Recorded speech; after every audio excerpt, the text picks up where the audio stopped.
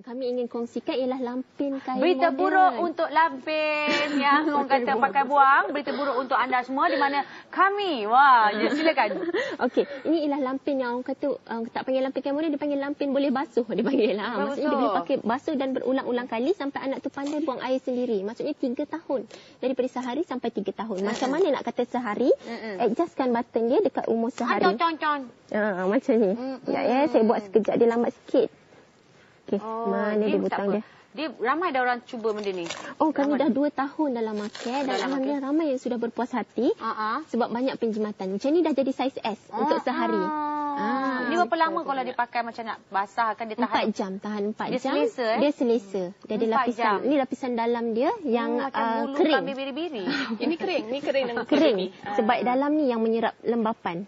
Oh, itu kena nanti cuci kena. Oh. Cuci semua masuk mesin basuh. Masuk mesin basuh je. dan Tapi jangan sidai. dengan dia punya bahan buangan tu basuh ya. Bilas dulu ya. Pandai itu aku. Jangan pakai terbalik pun ya. Okey, so bila macam tadi kan bila Syah kata bila sehari bila baby dah tembam, lepas 2 minggu 3 bulan kan dia dah boleh tembam. buka. Tukar pula dia punya button. Free size dia boleh adjustable. Tu saya cerita lampin yang sama untuk bayi yang sama sampai dia 3 tahun dan adik dia ada nanti pakai lagi yang sama. Harga berbatutan ni berapa ni contohnya kalau macam ni lebih kurang RM50 sehelai.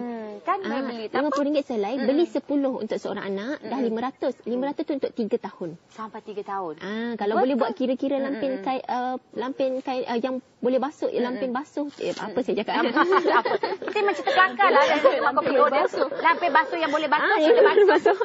Lampin pakai buang, walaupun 60 sen memang Kira lah. Nanti kita cuba. Kalau bagi mereka takut lah kadang-kadang alergik ke apa kan. Tapi boleh cuba dulu. Kalau dah berpuas hati baru kita beli. Ini contohnya boleh beranak banyak lagi aku. Ini tak berhenti dah. Jadi terima kasih.